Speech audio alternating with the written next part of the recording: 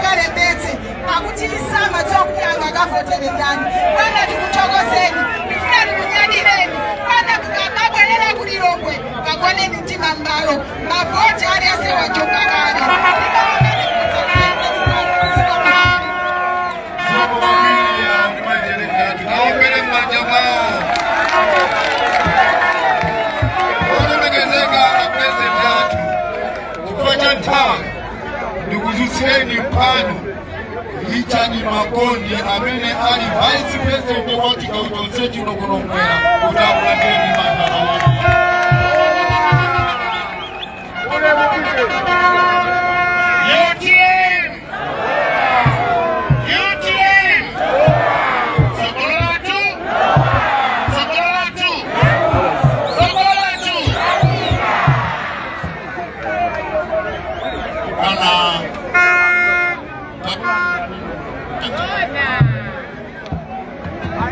Bana atakulandirani kuno plantain maulemu onse pali nchimake chifukwa cha nthawi.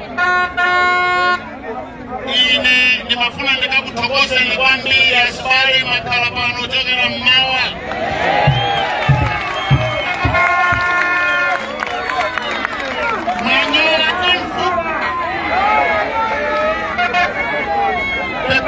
Pepani kabwera mochedwa chifukwa konseko tikuchokerako gulu la wanthu likwimbi chonchi kupita kupepesa kukanika. Ine bwana sindilankhula kwambiri chifukwa kuina. Osayiwala kupanga subscribe ku channel ya AMTV Malawi.